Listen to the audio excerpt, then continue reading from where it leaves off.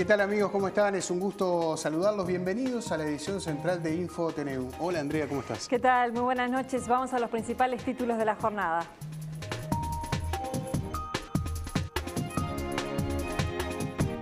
Trece menores fugaron del INAU luego de organizar un motín. 6 de ellos fueron recapturados en las últimas horas. El Ministerio de Defensa analiza aceptar nuevas misiones de paz en reemplazo de la misión en Haití, donde Uruguay tiene pensado retirar sus tropas en breve. El directorio del Partido Nacional propuso premiar a los profesores que demuestren preocupación por sus alumnos. El vicepresidente Danilo Astori dijo que el gobierno respalda el accionar de los ministros de Economía Fernando Lorenzo y de Transporte Enrique Pintado. En Chile, Michelle Bachelet triunfó en las elecciones presidenciales, aunque no alcanzó para ganar en primera vuelta. Informe de nuestro enviado Pablo Monsalvo. Uruguay repetirá el equipo ante Jordania, aunque el técnico Oscar Washington Tabárez dijo que tiene alguna pequeña duda. Los celestes ultiman los detalles para el partido del miércoles que sellará el pasaje a Brasil 2014. La Dirección Nacional de Meteorología acaba de emitir una advertencia naranja por tormentas fuertes y precipitaciones para los departamentos de Artigas, Salto, Tacuarembó, Rivera, Cerro Largo y 33. Sí, atención como la tormenta se va a ir corriendo en el territorio nacional. Los horarios de advertencia son diferentes para cada zona. En los departamentos de Artigas y Salto la advertencia comienza a las 7 de la mañana y finaliza en la madrugada, en la medianoche del miércoles. En los departamentos de Rivera y Tacuarembó comienza a las 11 de mañana martes y finaliza a las 5 de la mañana del miércoles. En Cerro Largo y 33 el comienzo de la advertencia es a las 3 de la tarde de mañana hasta las 8 de la mañana del miércoles. El índice de probabilidad de esta advertencia, según meteorología, es alto y por otra parte se indica también que en Paysandú y Durazno se prevén fenómenos de menor intensidad, es decir, de nivel amarillo. Sobre la situación de los evacuados, el Sistema Nacional de Emergencias está informando que el número de personas fuera de sus hogares es de 30 personas en el departamento de Artigas, el que ha sido realmente más golpeado por estas inundaciones y justamente uno de los departamentos donde estará rigiendo la advertencia naranja precisamente para las 7 de la mañana de este martes. Cambiamos ahora de tema. 13 jóvenes se fugaron anoche del centro de ingresos transitorios del CIRPA, ubicado en el Cerrito de la Victoria. Aún restan 6 por ser capturados. Las autoridades del INAU trabajan además en la reconstrucción del lugar destrozado y con una finca lindera afectada. Sobre las 22 horas de este domingo, mientras se servía la cena, uno de los internos agredió a una funcionaria, lo que generó una situación de forcejeos entre los encargados del centro y los internos. Según explicó a InfoTNU Rubén Villaverde, el guardia 222 no pudo dominar la situación y los internos tomaron el control del hogar. Mientras las autoridades tramitaban la orden de la jueza de turno para poder ingresar con la Guardia Republicana, los jóvenes continuaron destrozando el centro y con una tapa de cemento de uno de los tanques sépticos hicieron un boquete hacia la casa de un vecino y por allí escaparon. La policía ingresó cuando estaban comenzando a escaparse, por lo que logró evitar una fuga mayor. Las autoridades del INAU trabajan ahora en la reparación del lugar y de la casa vecina donde se realizó el boquete. El episodio es definido como aislado. En principio, absolutamente aislado. No hay ningún elemento para pensar que hubo alguna actitud deliberada o tampoco existían en las horas previas ni en los días previos circunstancias que hicieran pensar a alguno de los funcionarios o equipo de dirección o a la conducción del CIRPA que podíamos estar ante una planificación de esta naturaleza. En total, son 7 los menores que permanecen fugados, ya que varios de los que habían escapado fueron recapturados en la misma manzana por efectivos de la policía y funcionarios del centro. Todos tenían entre 16 y 17 años y habían sido detenidos en los últimos 10 días. La intención de las autoridades es transformar pronto las condiciones de este hogar del INAU, ubicado en pleno Cerrito de la Victoria, apenas a una cuadra de la avenida General Flores. Nosotros estamos a aproximadamente 30 días de la entrega de una primer gran obra que precisamente es el área de derivación y diagnóstico, que es esta etapa en la que estaba este grupo de jóvenes allí. Por lo tanto, el destino de ese centro transitorio se va a ir modificando con la habilitación de las nuevas obras. Debido a los destrozos, algunos internos serán trasladados a la colonia Berro mientras se terminan las reparaciones. El vicepresidente Danilo Astori respaldó el accionar de los ministros de Economía y Transporte por el caso de la ex aerolínea Pluna. Astori participó este fin de semana de un almuerzo de trabajo del Frente Libre Sereñi en la ciudad de Yun. El informe es de Daniel Rojas. El vicepresidente Danilo Astori respaldó a los ministros Lorenzo y Pintado por el caso Pluna y anunció que el siguiente paso es el concurso de acreedores regulados por una ley especial.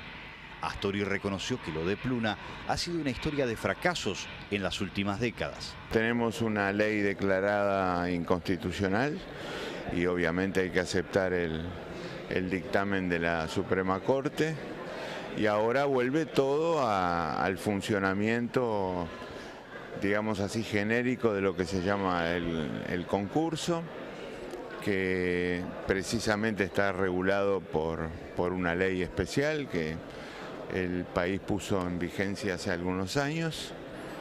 El síndico, que representa a todos los acreedores, va a solicitar a la Corte que la inconstitucionalidad alcance a todo el universo de acreedores y en función de eso, bueno, se procurará liquidar los activos y en particular los aviones y con ello enfrentar los compromisos que tenemos con los acreedores. Tras conocerse las cifras de repetición en secundaria, surgen nuevas críticas desde la oposición política. Para los colorados, los números reflejan el fracaso del gobierno en materia educativa. Desde el Partido Colorado se sostiene que estos resultados de repetición en ciclo básico demuestran el deterioro del modelo educativo del oficialismo. Lamentablemente hubo que recurrir a la justicia para que puedan hacerse público esta información. Creo que el esconder la información no ayuda en nada, ¿no? Por suerte ahora la población es conocedora de cuál es la situación y demuestra una vez más lo que venimos diciendo hace mucho tiempo, que el tema de la educación es prioritario, que el sistema en realidad está muy deteriorado y que hay que hacer un esfuerzo importante en procura de mejorar esto, que es un poco la base de la sociedad.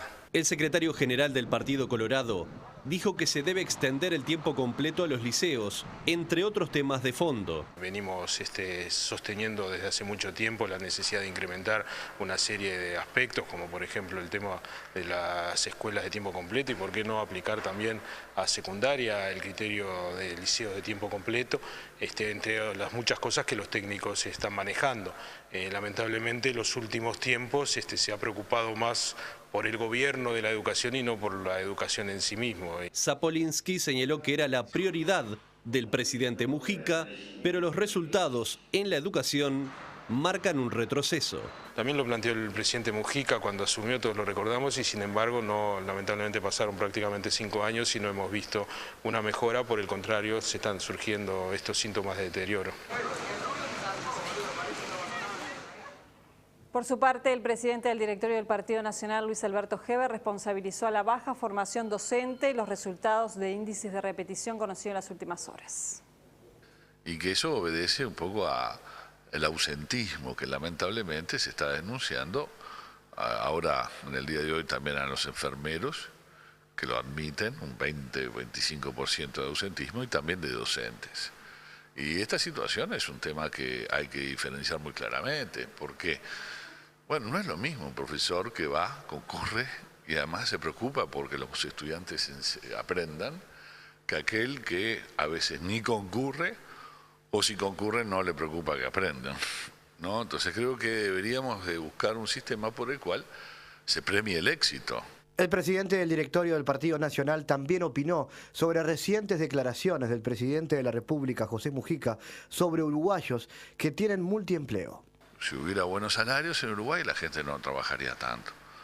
Y lo que buscan es tratar de darle bienestar a él y su familia, a veces una persona que es el único que trabaja en un núcleo familiar.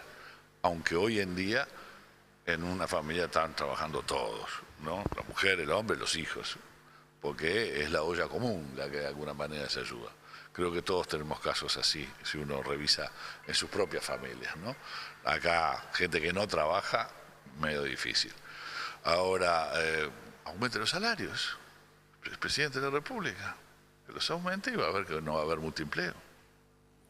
Según supo hace minutos Info TNU, el presidente de la República, José Mujica, estará visitando el próximo día 5 de diciembre el liceo número 13, el liceo que ha tenido las cifras más altas de repetición de ciclo básico. Esto será con motivo de un acto que habrá de realizarse en ese instituto. Un estudio, en tanto, de la Administración Nacional de Educación Pública indica que desde el año 2005 a la fecha, los aumentos en los salarios de la educación fueron de un 16% hasta un 115%. Las autoridades aseguran que los resultados de estas mejoras se verán a largo plazo. Un documento realizado por el Instituto Cuesta Duarte del PIT-CNT a pedido de la ANEP indica que entre 2005 y 2013 maestros y profesores percibieron un crecimiento del salario real del 41,3% hasta un 84% para aquellos que realizan unas 40 horas. En el caso de directores y subdirectores, en 8 años alcanzaron incrementos del 50%. Los consejeros, por su parte, percibieron un aumento del 15,8%. El personal no docente también tuvo evolución salarial. En términos generales, según el estudio, los aumentos en la educación fueron de un 16% a un 115%. El consejero Néstor Pereira se refirió a los datos. El porcentaje a nosotros nos puede llamar mucho la atención, pero debamos reconocer que en un funcionario de gestión o de auxiliar de servicio, en un salario que estaba en 9.000 pesos, decimos aumenta un 60%, pero cuando vamos a ver las cifras reales, no está superando los 15.000 pesos en el salario nominal más las partidas. Este informe técnico de la Administración Nacional de Educación Pública muestra avances, aumentos salariales desde el 2005 a la fecha.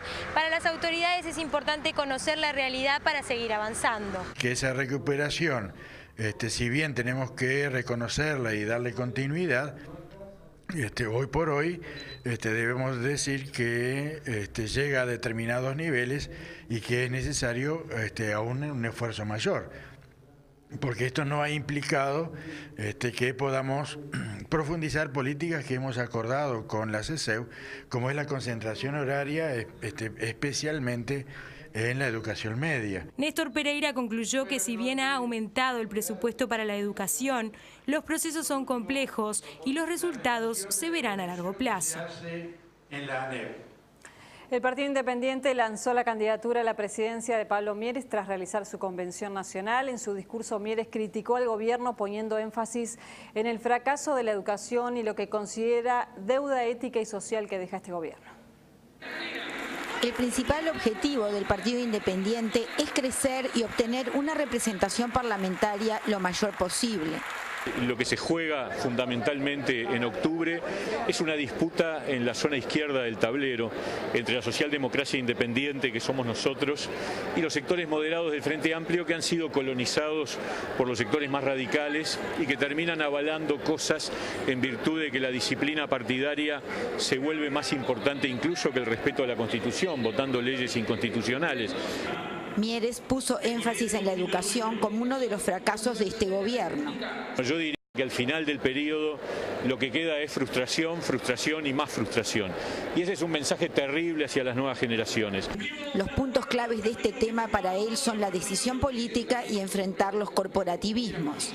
El presidente tuvo todo, tenía plata, tenía mayoría parlamentaria, tenía opinión pública a favor y tenía el respaldo de todos los partidos. Sin embargo, prefirió bajar la cabeza ante algunas resistencias de sectores corporativos. El líder del Partido Independiente también se refirió al acuerdo entre blancos y colorados. Lo único que yo escucho es que se juntan para sacar al frente. Bueno, a mí me gustaría escuchar un poquito qué es lo que quieren hacer con Montevideo, ¿no? Y sobre un posible balotaje dijo: y mi opinión personal es que el partido tiene que tomar una definición. No me pregunten cuál, porque estamos muy lejos. El compañero de fórmula de Pablo Mieres se resolverá a principios del año próximo. El contingente de cascos azules uruguayos en Haití se verá reducido para mediados del mes de marzo. Estos fueron parte de algunos anuncios que realizó hoy el subsecretario de Defensa.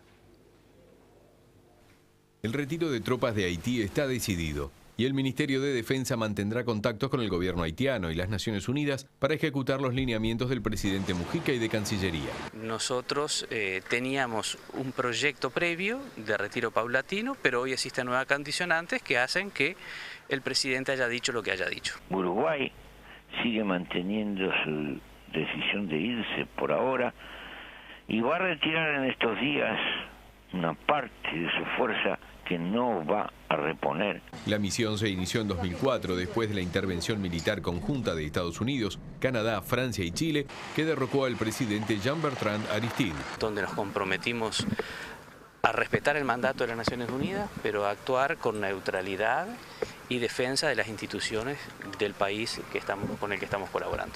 Para Mujica es tiempo de que los haitianos asuman su responsabilidad en la construcción del sistema democrático y las estructuras sociales. El contingente está compuesto de 7.000 efectivos, de los cuales 950 son uruguayos, 840 del Ejército y 110 de la Armada. Muchos de ellos participan motivados por los buenos sueldos que se perciben a pesar de alejarse de sus familias y sus hogares. Nosotros no vamos a ningún lugar por dar satisfacción desde el punto de vista salarial a nadie. Menéndez indicó también que eventualmente se podría participar en otros países, siempre que se cumplan los requerimientos políticos exigidos por las misiones de paz.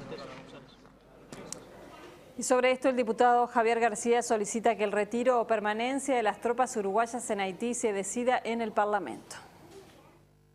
Es que nos parece que debe charlarse en el marco de Naciones Unidas y charlarse con los partidos políticos uruguayos, porque no es una decisión unilateral. La iniciativa es del Poder Ejecutivo, pero la aprobación es del Parlamento. Entonces creo que el Parlamento, donde están representados todos los partidos políticos, donde se generó el consenso para lograr nuestra ida a Haití, debe tomar conocimiento, debe analizarse allí. No es a empujes de unilateralidad y menos porque Brasil dice que hay que irse. Ni seguir a Argentina, así no se está yendo por hacer seguidismo a Argentina, ni por seguir a Brasil, en virtud de nuestros intereses, los uruguayos. Y la Armada conmemoró hoy su 196 aniversario. El comandante en jefe de esa fuerza apoyó la actualización de la Ley Orgánica de las Fuerzas Armadas. El comandante de la Armada, Ricardo Gianbruno, dedicó su discurso al futuro papel de la fuerza en función del desarrollo del país. En este sentido, defendió la Ley Orgánica de las Fuerzas Armadas, impulsada por el Ejecutivo y que se encuentra a estudio en el Parlamento. Este proceso iniciado no debería tener marcha atrás y es parte de la concepción filosófica de este comandante. Unir e igualar para avanzar hacia un futuro que necesita de todos con el mismo nivel de importancia. Además, destacó las necesidades materiales que tiene el arma y anunció la incorporación de 3 barcos patrulleros con helicópteros a bordo, aunque dejó en claro que solo con estas mejoras no es suficiente. De nada sirve renovar la flota e incorporar helicópteros y sofisticados sistemas de detección si simultáneamente no atendemos las impostergables reformas que en materia de recursos humanos y de estructura organizacional se requieren para ser eficientes y competentes en el empleo de los recursos puestos a nuestra disposición. Y precisamente el subsecretario del Ministerio de Defensa, Jorge Menéndez, sostuvo que la cartera está trabajando fuertemente para la obtención de mayores recursos humanos y materiales. Estamos también adelantados en lo que tiene que ver con lo que hace a una red costera de radares que hagan una defensa de nuestro país mucho más creíble y sustentable. Dentro de poco tendremos novedades al respecto. En materia de recursos humanos, Menéndez explicó que se busca lograr una mayor captación de efectivos y una mejor capacitación de los mismos. Las reestructuras que hoy se plantean a nivel del proyecto de ley de cuerpo único que está en el Parlamento Nacional apuntan a ello, a hacer una armada más flexible, más global, atendiendo las distintas orientaciones como fuerza militar y como asesor de la justicia y como policía marítima que debe tener cualquier armada del siglo en que vivimos. Cambiamos de tema. La comercialización de marihuana podría efectuarse en farmacias destinadas exclusivamente para esos fines o en las que pertenecen a las mutualistas y policlínicas. Esta es una de las propuestas que la Asociación de Químicos Farmacéuticos realizará a la ministra de Salud Pública en los próximos días. Los profesionales además podrían aducir objeción de conciencia para no venderla. Los químicos farmacéuticos focalizan los problemas para vender marihuana, sobre todo en el interior del país.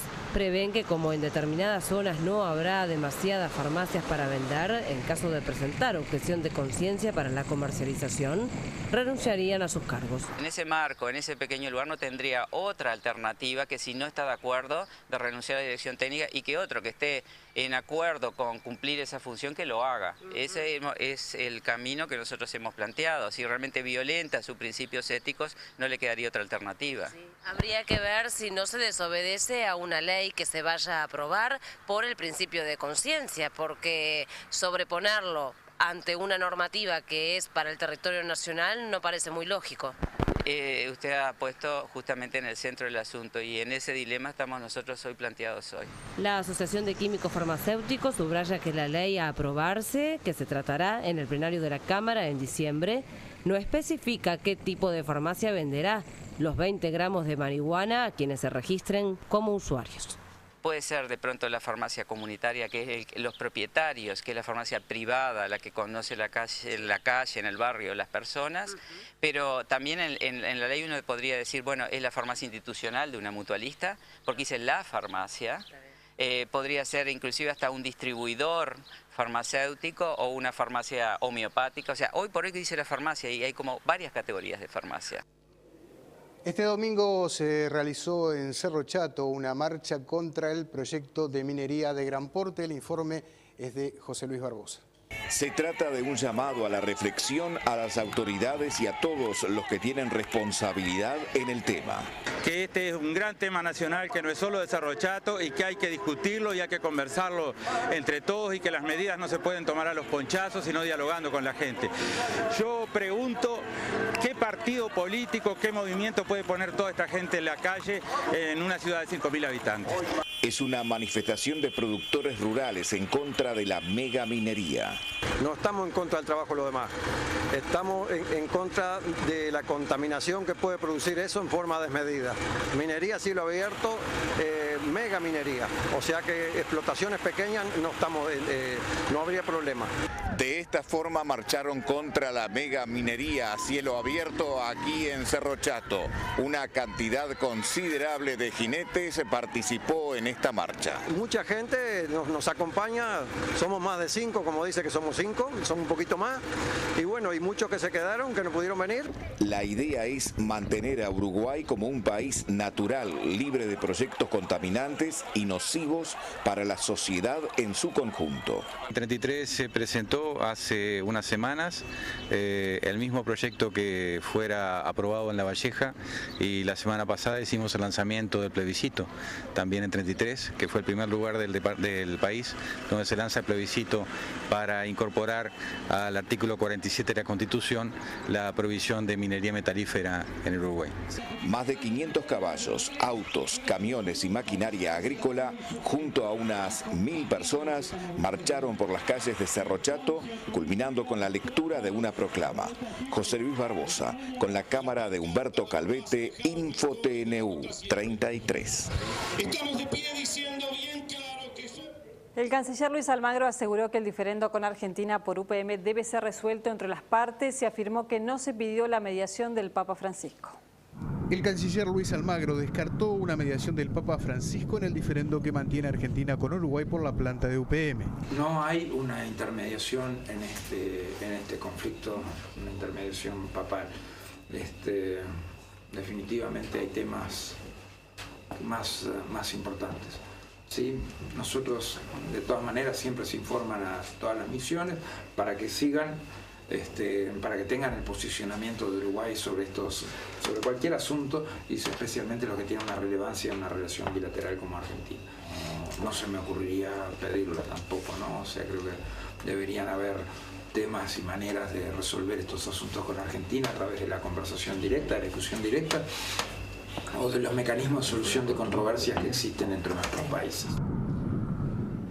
En el marco del cumplimiento de los 24 años de la Convención de los Derechos del Niño, el INAU dio inicio a una semana donde se promoverán los derechos de niños niñas y adolescentes. Entre las diversas actividades y talleres que se van a realizar, se pondrá especial énfasis en el papel de la paternidad durante el periodo de crianza.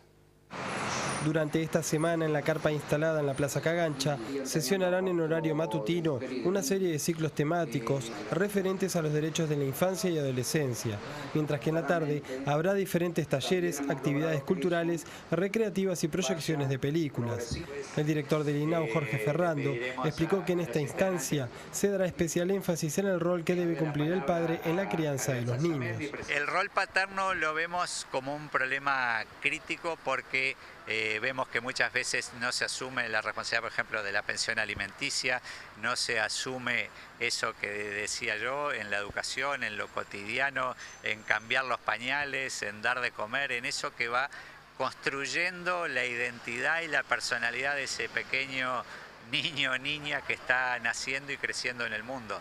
Ferrando anunció que también se emitirá una campaña publicitaria de sensibilización sobre esta temática. Vamos a estar largando también en esta semana un spot a la hora de terminación del horario de protección, que todos los medios van a colaborar en esto también para tener un mensaje y una propuesta un poco distinta en estos días. El ministro de Desarrollo Social, Daniel Olesker, detalló algunas iniciativas que viene realizando su cartera para la promoción de los derechos de los niños, niñas y adolescentes. Hay, por un lado, políticas, digamos, específicas dirigidas a transferencias monetarias, básicamente la asignación familiar, plan de equidad, que es un valor monetario importante de contribución y de apoyo a las familias de menores recursos que tienen hijos, la propia tarjeta Uruguay Social, o programas como por ejemplo Uruguay Trabaja, o programas vinculados a cooperativas sociales donde se toma en cuenta a efectos, digamos, del trabajo de las personas, el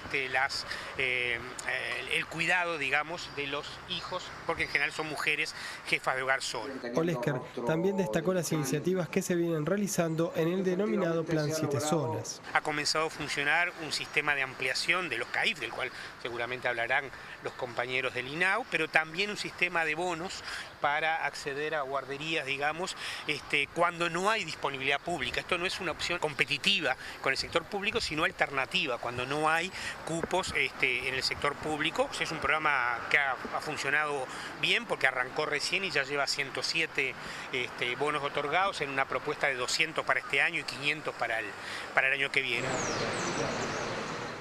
Se lanzó el Libro de los Sueños, un proyecto creado por la Intendencia de Montevideo para que los niños dejen plasmados sus deseos respecto a la ciudad. Estamos cerrando esta actividad que fue la creación de un libro grande, en blanco, que comenzó a pasear por los diferentes municipios, en diferentes actividades, a donde invitábamos a los niños a que fueran escribiendo sus sueños en relación a la ciudad. Porque en realidad para poder cumplir los sueños primero hay que tenerlos, y entonces tenemos que ver qué tipo de sueños son los que tienen los niños. La verdad que salen cosas súper interesantes, desafiantes para el gobierno de la ciudad, de ver cómo vamos. Bueno, obviamente que quieren mucho espacio de juego adaptados para ellos.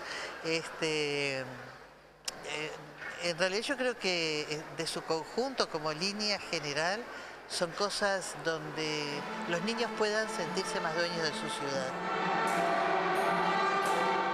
El Ministerio de Desarrollo Social lanzó una campaña en la que muestra cifras sobre el uso de la tarjeta social y otras políticas públicas destinadas a los sectores más carenciados. Desde sus inicios, el MIDES recibió críticas por la forma en que asigna sus fondos y aplica las políticas sociales. Porque en algunos casos son mitos del imaginario popular y en otros casos son intencionalidades de desprestigiar la política, están demostrados en este texto. Para aclarar algunos aspectos, el Ministerio lanzó una campaña que pretende quebrar con ciertos mitos. El 71.6% de las personas que reciben tarjeta están en el mercado de trabajo. 2, sus hijos estudian. Aumentó 7% la asistencia educativa de los jóvenes en el liceo, hijos de tarjetavientes, o sea, de los que tienen tarjeta. Tercero, que no es verdad que nuestros impuestos de los uruguayos se gasten en la tarjeta es el 0.5% del presupuesto nacional. Y cuarto, que a partir de las 100.000 visitas que hemos hecho desde los últimos 2 años, hemos refocalizado la tarjeta y hemos logrado un proceso de altas y bajas que permite afirmar que hoy las tarjetas están efectivamente en la población de mayor carencia crítica. Olesker también aclaró que es un error conceptual caer en el mito de que el empleo es una política social. Fray Bento fue sede de la segunda jornada de difusión de derechos de personas y familias LGBT y homoparentales. El informe es de Daniel Rojas. Entienden que Uruguay ha registrado avances en los últimos 2 años, pero aún queda un largo trecho por recorrer en materia de derechos, sobre todo para las personas trans. Alejandra Colet es docente y es de las pocas que ha conseguido empleo. Si bien se ha avanzado a nivel legislativo para toda la comunidad LGTB, yo que personalmente me ocupo del tema trans, las personas trans aún seguimos siendo personas vulneradas y estigmatizadas. Es decir, aún no hay para las personas trans, la única ley que favorece específicamente a las personas trans es la ley del cambio registral. Así y todo es un juez quien nos debe decir si yo puedo ser coleta o no. Jaime contó su propia experiencia de cómo pudo abrirse camino para que la sociedad lo reconozca como tal. Sí, es muy difícil, sobre todo porque se asocia directamente a lo que es la prostitución. Hay muchas chicas que han estudiado, que tienen muchas dificultades para poder estudiar, que han atravesado un montón de barreras y rompiendo espinas para poder llegar a ser respetadas, llamadas por su nombre, independientemente de lo que dijera la cédula. Si vos me mirás a mí, ves su nombre, entonces no tenés por qué tratarme de otra manera. Mariana Romero y Beatriz dos Santos constituyen la primera pareja de mujeres que se casarán en el departamento de Río Negro. Uno de los desafíos, dijo Mariana, es fortalecer el espacio de contención por la violencia intrafamiliar que se registra actualmente. Cerrar esta jornada con los objetivos que nos planteamos como regional, que son, bueno, tener un espacio de contención para los jóvenes. Dentro de nuestra filial tenemos muchos jóvenes que sufren violencia intrafamiliar por ser homosexuales. Jóvenes, te estoy hablando de 16, 17 años. Y de los cuales nosotros queremos ocuparnos justamente de ellos, ¿no? Queremos también, otro de los objetivos es poder sensibilizar, educar, ir a los barrios, adentrarnos en los lugares profundos de nuestro departamento para poder sensibilizar y concientizar. Desde Río Negro con la cámara de Mariano Fagundes informó Daniel Rojas, InfoTNU. Nos vamos a Colonia, donde se aguarda con expectativa la próxima temporada de verano. Operadores turísticos destacan una mayor presencia de visitantes de Brasil. El informe es de Darío Izaguirre.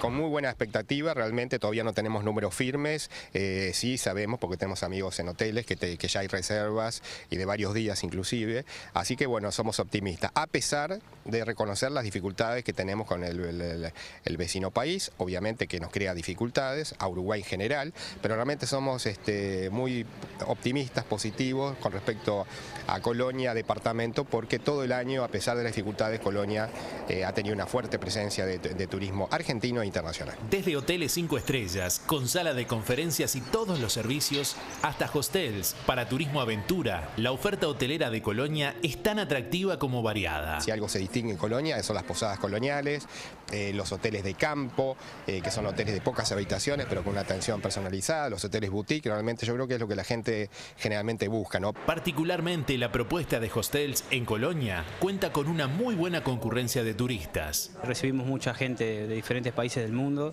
básicamente gente joven, muchos mochileros que vienen, principalmente están haciendo la ruta de Sudamérica y llegan a Buenos Aires y ven que de Buenos Aires hasta acá, a tan solo 1 hora se pueden tomar un barco y conocer otro país nuevo, entonces hacen escala en Colonia, vuelven a Buenos Aires y siguen de viaje.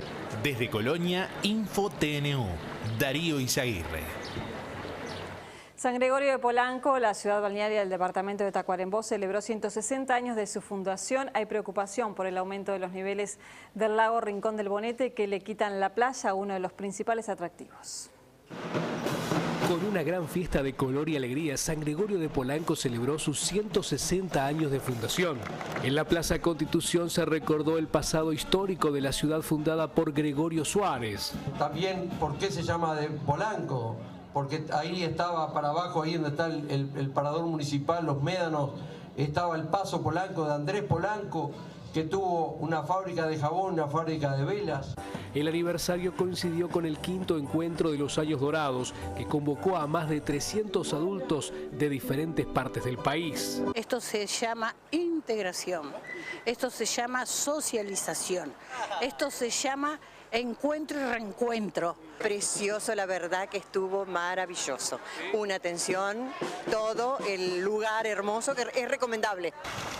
Las últimas lluvias caídas han provocado un aumento de los niveles del lago Rincón del Bonete, lo que preocupa a las autoridades de la Península Dorada de cara a lo que puede ser la próxima temporada de verano.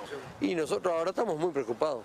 Sí, muy preocupados porque se le ha dado en llover, el agua está tocando el murallón. Sabemos que cuando baja, baja rápido también, ¿no? Y donde nos dé un poquito de arena ya... Ahí tenemos 15 kilómetros de playa, San Gregorio tiene otras alternativas. Sin duda que el verano es la época más movida, pero la península recibe visitas todo el año, ya sea por su intensa actividad náutica, como para disfrutar de las pinturas del Museo Abierto de Artes Visuales. Desde San Gregorio de Polanco, Roberto Vasconcellos, Info TNU.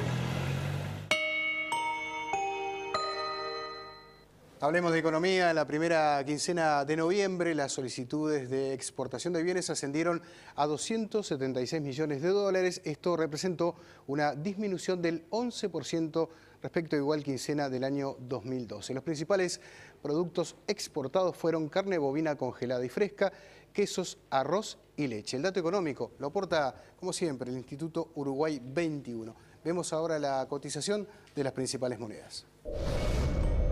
La cotización de la moneda es una presentación del Banco República, el banco del año. Nueva caída en el precio del dólar, que en la compra cerró a 20.70 y en la venta 21.25. El dólar interbancario billete también bajó a 20,974. El resto de las divisas, todas en baja. El peso argentino 1.75, 2.75. El real 8.25, 9.75. Y el euro billete 27.80, 28.90. Compra y venta respectivamente. La unidad indexada al alza 2,7248.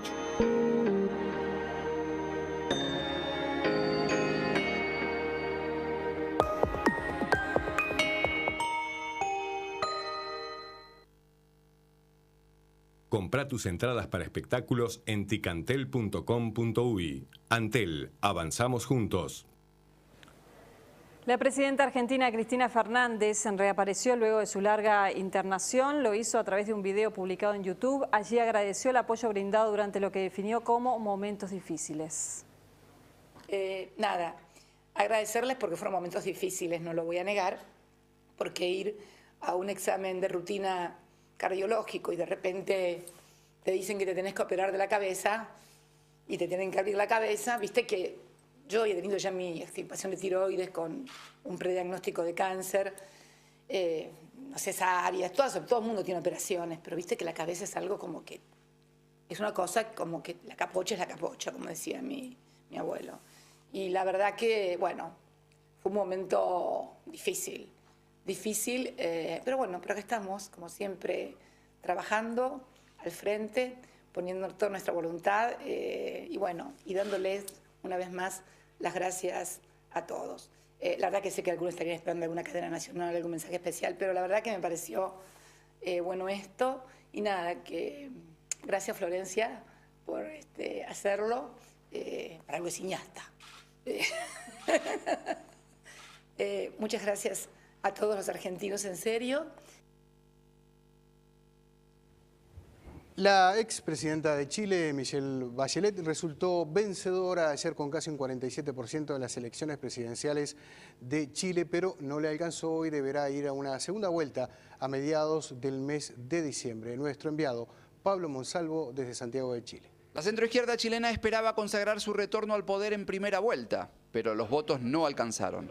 Con poco menos del 47% de los sufragios, Michelle Bachelet, que pretende regresar al Palacio de la Moneda, de donde salió hace tan solo 4 años, deberá enfrentarse en segunda vuelta el próximo 15 de diciembre a la candidata oficialista Evelyn Matei, que salió segunda con muchos más votos de los esperados, lo que le abre una ligera esperanza de cara al balotaje. El país ha votado voluntariamente por las propuestas que hemos hecho para Chile, para que Chile sea una vez por todas el país moderno, solidario y justo que todos queremos. Bachelet no logró la mitad más uno de los votos que exige la Constitución, por lo que se prolonga la expectativa sobre lo que para muchos es un triunfo asegurado.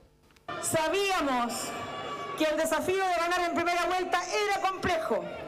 Hicimos un gran esfuerzo, considerando la cantidad de candidatos y el desafío del voto voluntario. La clave estará en saber a dónde irán los votos de los otros 7 candidatos que tuvieron estas elecciones presidenciales, las primeras con voto no obligatorio, lo que dejó una participación de casi la mitad de quienes estaban legalmente habilitados para votar. Sin embargo, en el comité de campaña de la nueva mayoría, tal el nombre elegido por Bachelet para su coalición, el triunfo aplastante se vivió con alegría. Y en las calles, esto opina la gente. Creo que fue un proceso democrático tranquilo, limpio, impecable y como ejemplo para América Latina y el mundo. Un momento súper importante para nosotros como país. Encuentro que se desarrolló con la mayor de las normalidades que todo el mundo espera. Y estoy orgullosa en el fondo de cómo se está aplicando en este minuto la democracia en nuestro país. Yo creo que segunda vuelta está de más, diría yo, porque se sabe quién ganó ya. La prensa destaca este lunes que la participación electoral fue la más baja desde el retorno de la democracia. De hecho, los candidatos habían hecho una campaña entre todos, incitando a la movilización popular. En estas elecciones también se renovó gran parte del Parlamento, la totalidad de los 120 diputados y 20 de los 38 senadores, además del cargo de consejeros regionales. Muchos analistas políticos aseguran que con este resultado Bachelet tiene prácticamente garantizado el triunfo, pero que su verdadero desafío será la gobernabilidad dependiendo de cómo quede conformado el nuevo Parlamento. En Santiago de Chile, Pablo Monsalvo, Info TNU. Al menos 50 personas fallecieron en un accidente de avión en Rusia. Ampliamos esta y otras noticias. El avión que se estrelló el domingo en el aeropuerto de Kasa, en Rusia, ocasionando la muerte a 50 personas, había pertenecido durante 23 años a 7 compañías en total, entre ellas Riosul, con la que sufrió un grave accidente en Brasil en 2001, según informa la agencia francesa de prensa AFP. El Boeing 737-500 de la compañía rusa Tatarstan, que efectuó su primer vuelo en 1990 cuando pertenecía a Riosul en diciembre de 2001, sufrió un serio accidente al aterrizar en el aeropuerto de Belo Horizonte en Brasil, que no dejó víctimas. Según AFP, en aquel entonces el aparato falló en su aproximación a la pista, rompió el tren de aterrizaje y se deslizó durante casi 2 kilómetros antes de detenerse. Fue entonces sometido a profundas reparaciones antes de volver a ser puesto en servicio. El aparato, procedente de Moscú, se estrelló el domingo por la noche en el aeropuerto de Kazán y se incendió. Los 44 pasajeros y 6 miembros del equipo de tripulación murieron en el siniestro. Naciones Unidas expresó temor este lunes a que algunas islas de Filipinas golpeadas por el tifón gigante no hayan sido alcanzadas 10 días después del desastre, y el presidente Benigno Aquino dijo que la escala del sufrimiento lo había tentado a desesperarse. Las autoridades estiman que más de 3.900 personas murieron cuando el tifón Haiyan, uno de los más grandes del que haya registro, tocó tierra en el centro de Filipinas y el mar subió a tierra. Las autoridades de ese país, los militares y las agencias internacionales se enfrentan a una creciente crisis humanitaria, con el número de personas desplazadas por la catástrofe estimado en 4 millones. Esta mañana un solitario tirador sembró el pánico en París luego de herir a un fotógrafo del diario Liberación y disparar contra la fachada de un banco.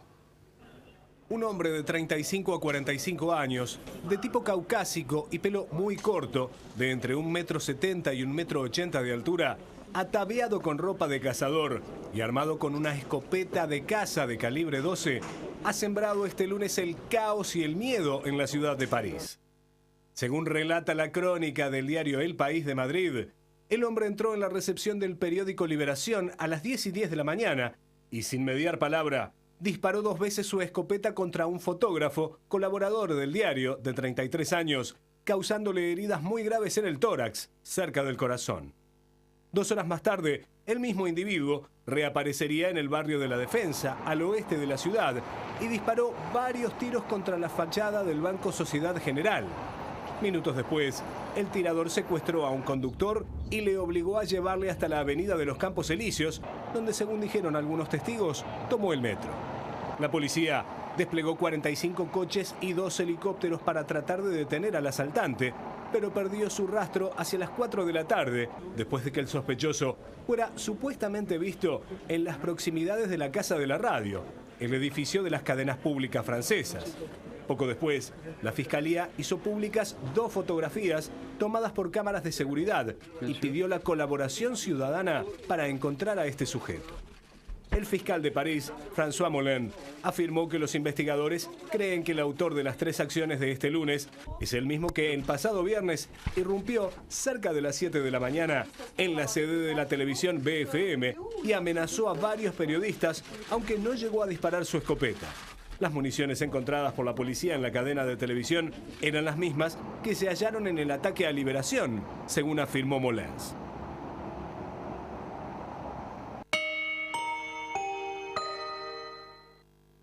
¿Qué tal? ¿Cómo están? Buenas noches para todos. Vamos a comenzar hablando del partido más importante que tiene nuestro calendario, el torneo de Entrecasa, y es el Superclásico entre Nacional y Peñarol, porque hay novedades importantes para todos, más allá de que apuntan directamente a los hinchas de Peñarol porque tendrán más lugar en el Estadio Centenario. Apunta a la sociedad a tratar de integrarnos y no de diferenciarnos.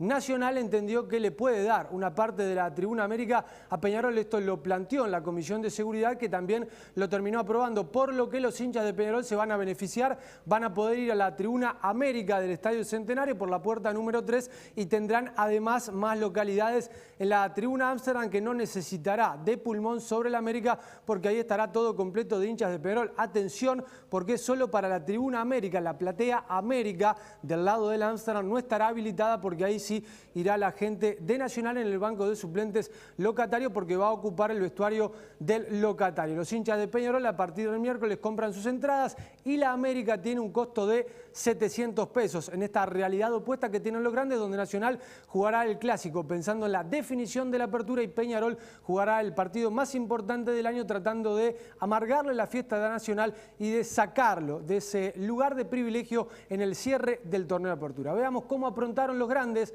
el partido clásico. En esa intención de Goncalves de buscar movimientos permanentes de ataque que generen los pases y las posibilidades, apareció Núñez, Jonathan Rodríguez, Fernández por afuera y Aguiar, que fue fundamental en el día de su cumpleaños. Carlos Núñez marcó primero. Tony Pacheco se quedó en el banco de suplentes y no jugó. Roberto Silvera no cobró un penal de Lerda sobre Waterman. El mismo concepto para el gol de Jonathan Rodríguez. Fue titular Joey Vicera en el fondo junto a Macaruso. El descuento de Fénix es de Maximiliano Pérez. Peñarol ganó su tercer partido en el torneo. Le hicieron 17 goles a Peñarol en el apertura. Cabeza y gol de Iván Alonso. Nacional se fue hasta Melo sin hacer de su juego una elegancia hacia afuera, hacia la gente. Contó con el momento y las posibilidades de Alonso. Situaciones comunes fueron convertidas en chances de gol. Enzo Borges descontó para el equipo de Juan Jacinto Rodríguez. Juan Manuel Díaz se fue expulsado por doble amonestación. Moretti y Alejandro Acosta se fueron expulsados en Cerro Largo. El tercero de Iván Alonso. Además de los movimientos en el área permanentes, crece en explosión y velocidad Alonso. El cuarto fue del cacique, Alexander Medina.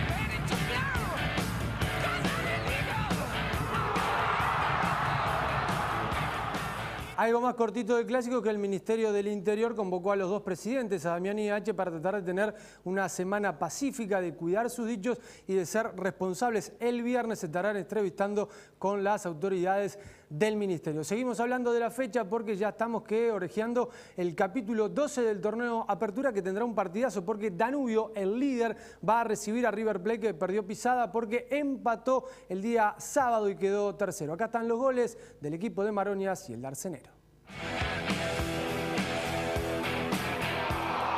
En el Parque Roberto, Danubio ganó frente a Racing, ganó su 8º partido en el campeonato, solo perdió uno Danubio. Jonathan Alves y Liber Quiñones para la victoria del equipo que llegó a 26 puntos, 2 más que Nacional y 3 más que River.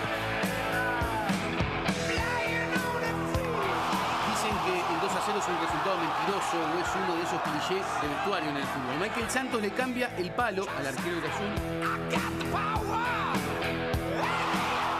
Y Rosso pone el segundo tanto. Se jugaba el minuto 87 y Adrián Luna hace el descuento para Sudamérica. Un pelotazo al área de Irazún y el gol de Adrián Argachá para el empate 2-2 de Sudamérica frente a River.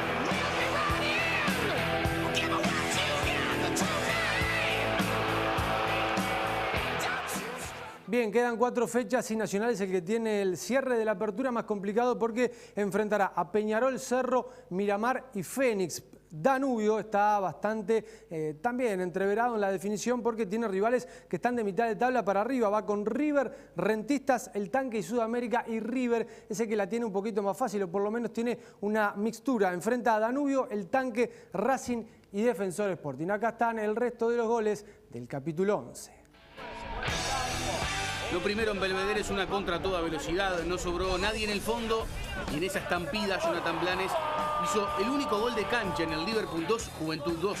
Después fueron 3 penales que cobró Federsuk, Facundo Barcelo. José María Franco ponía la ventaja para Juventud. Y otra vez Barcelo repitió y anotó. El equipo más goleado del campeonato, Juventud, 24 goles en contra. Y El Tanque le ganó a Defensor 1-0. El gol de Santiago Lamana. Tercera victoria consecutiva de Wanderers, 1-0 frente a Rentistas. El gol de penales de Chapita Blanco. Figura de la cancha fue el arquero Federico Cristóforo en Wanderers. Ganó Miramar, el único equipo que no había ganado, 2-1 a Cerro. Christoffersen. 11 goles en 11 partidos para Romario Acuña. El anticipo supera la estatura. Pablo Payante, un ex Cerro que le da la victoria a Miramar, que jugó con la camiseta de Misiones.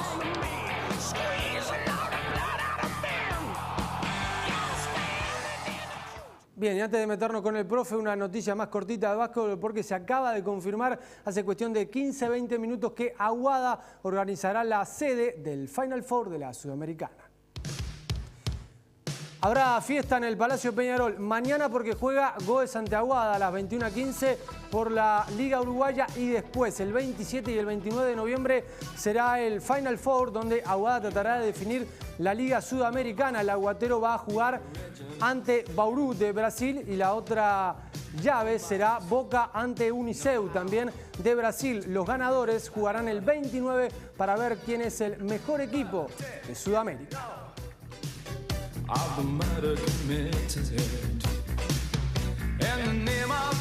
Nadie te da más entretenimiento. Con DirecTV tenés el mejor deporte, películas, series y eventos exclusivos. DirecTV presenta este espacio. Es muy difícil imaginar un escenario en el cual se dé una situación adversa e inversa a lo que pasó en Jordania hace una semana.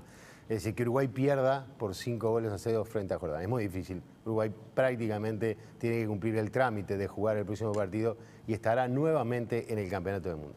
Yo no me he cansado de decir que para Uruguay, para un país tan pequeño, estar en un Campeonato del Mundo es una cosa muy importante, pero no solamente muy importante para el fútbol, es muy importante para el país, hace a la marca país.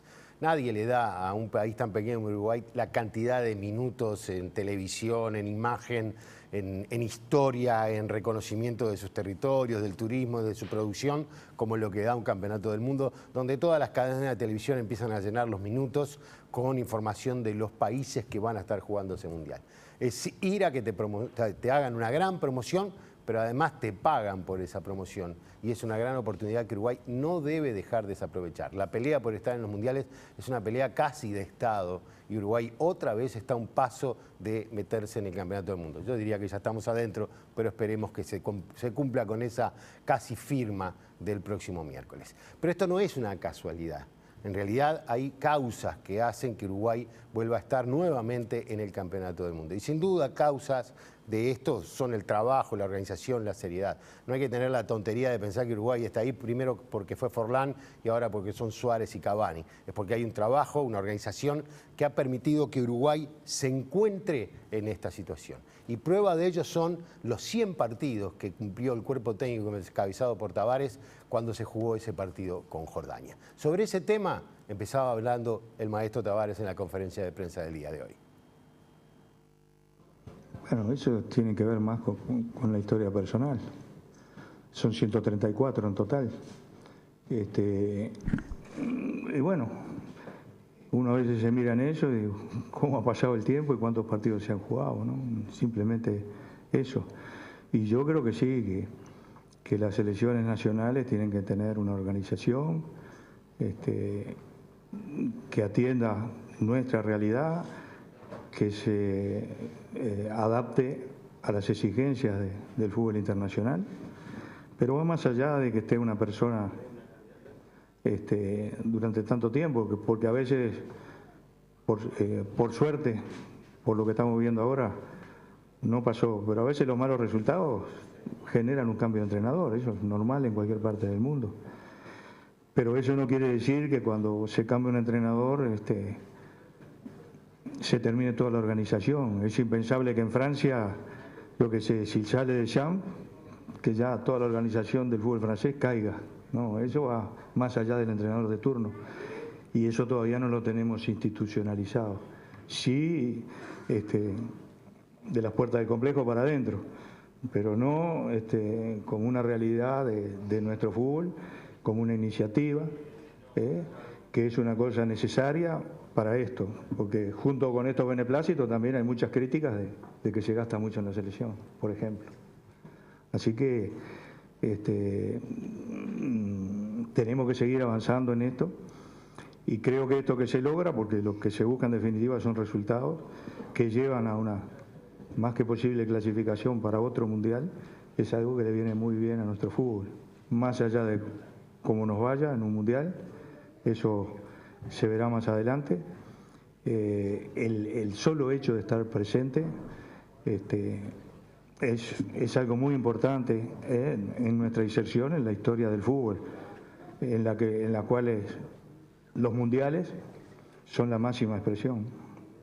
Tavares habla de institucionalización, es decir, institucionalizar la organización del trabajo de las selecciones, lo que, como él dice, de puertas hacia adentro en el complejo deportivo de la AUF se está viviendo desde hace muchos años, con un trabajo que abarca desde las selecciones sub-15 y que ha permitido una renovación del plantel de la selección, incorporando incluso jugadores en los últimos tiempos que participaron en las selecciones sub-20. Eso es lo que todavía el fútbol quizás no ha entendido en su globalidad, que este trabajo que hace la selección tiene resultados precisamente por esa institucionalización. Más allá de las discusiones de si les gusta a Tavares como para un equipo, si debe ser más ofensivo o menos ofensivo, si debe poner a tal o a cual. Acá de lo que se trata es que lo que está consiguiendo Uruguay lo ha conseguido no solamente por la capacidad de sus futbolistas, sino que lo ha conseguido por esa organización y ese proceso. Más allá de que lo de Tavares es histórico también, ¿no? Ha clasificado a 3 mundiales, nos puso cuarto en Sudáfrica, ganó una Copa América, fue vicecampeón en la otra, cuarto en la Copa de las Confederaciones, más de 100 partidos con un saldo más que favorable, y hoy por hoy estamos en el 6º lugar en el ranking de la FIFA después de haber llegado a estar en el 2º lugar. Esto es histórico, sin duda, para un técnico como Tavares, que además tiene otros logros. La gran pregunta que uno se hace siempre es, a esta altura de su vida, ¿Tavares seguirá? Veamos qué dice él. Si viene un ofrecimiento, a ver cuál es. Yo soy entrenador de fútbol y no otra cosa. Y no me siento como para venir a un cargo que lo tengo que crear yo, prácticamente. O venir a una organización que no existe. Entonces, esa es la aclaración, ya lo he aclarado con las personas que a veces no que me han hecho ninguna propuesta, repito, pero sí con las que conversamos y tenemos muy buen diálogo. Pero además esta posibilidad de seguir siendo entrenador pasa por otras cosas, de una evaluación que puede hacer uno de todos estos años, si hay que seguir, si no hay que seguir, para decir los casos extremos, y después si puedo estar, sobre todo desde el punto de vista físico, a la altura de las circunstancias. Yo ahora tengo algunos problemas físicos que lo vengo arrastrando hace tiempo, pero ahora a un nivel que ya me está complicando demasiado y que merece una solución más drástica, como es una cirugía. Y bueno, las expectativas son de mejorar en ese sentido y aprovechar estas circunstancias que pueden ser en diciembre o en enero, donde está más liberada la agenda, para ponerme en condiciones de participar en esta fase premundial y considerar cualquier posibilidad futura de trabajo en el fútbol, en la selección o en otro lado. Que perdone el maestro, pero en realidad, si bien él tiene derecho a elegir qué es lo que quiere hacer con su vida, y por supuesto a partir de la resolución de sus problemas de salud, gran parte de lo que se ha hecho en la selección estos últimos años tiene su sello. Es decir, hoy la selección tiene una organización y un funcionamiento en base a lo que él construyó. Y si no vale la pena escucharlo a él mismo cuando habla de los orígenes de este trabajo. No sé, hay que tener cuidado con las palabras.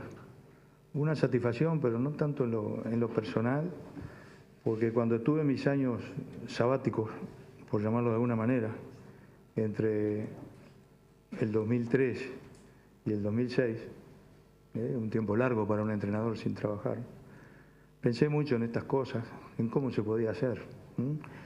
Y teniendo unas expectativas más reducidas que en otros momentos de tener una chance en la selección de Uruguay. Pero eso se dio. Al ejecutivo que estaba de turno le llegó a través del doctor Pastorini cosas que nosotros habíamos hablado, porque tenemos amistad muchísimas veces durante ese tiempo, y creo que esa fue la base de todo. Lo otro que dicen yo no lo puedo desmentir ni comprobar, que estoy en la selección porque voto al Frente Amplio. No creo que sea así, pero acá hay mucha gente que ha hecho la composición del lugar así cuando se ha referido a los orígenes de la selección, y bueno, tendrán quizás información que yo no tengo.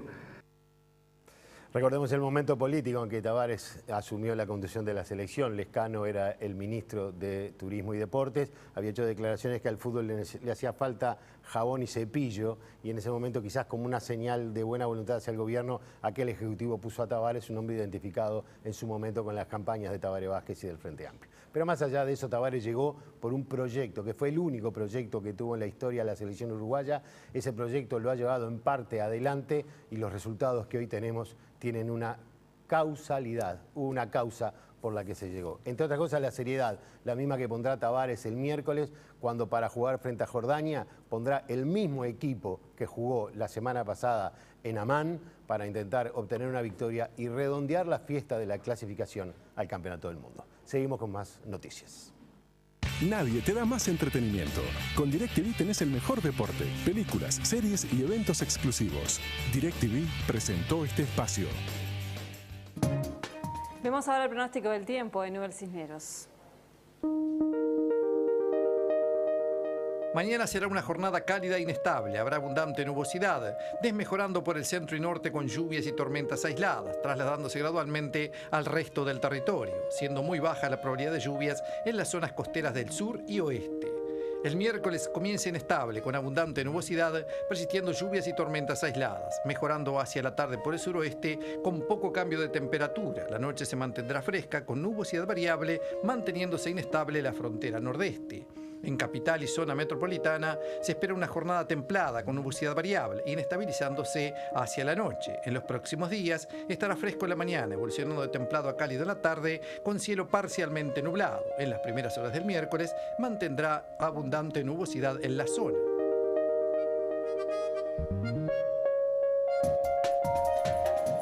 Antes de despedirnos, les contamos que Antel ha postergado el vencimiento de las tarifas de telefonía pública para el día miércoles, o las que vencían, mejor dicho, este miércoles. Sí, son las facturas de telefonía fija de este miércoles que pasan para el próximo lunes. Esto va a ser sin recargos, sin multas y sin bloqueos de servicios, y se está informando además que las adoptó porque hubo inconvenientes en la entrega de las facturas. Sí, señora. Bueno, nos vamos. Ya viene Gran Reserva y el reencuentro con las noticias, como siempre, en la edición de cierre a la medianoche. Hasta mañana. Que pasen bien.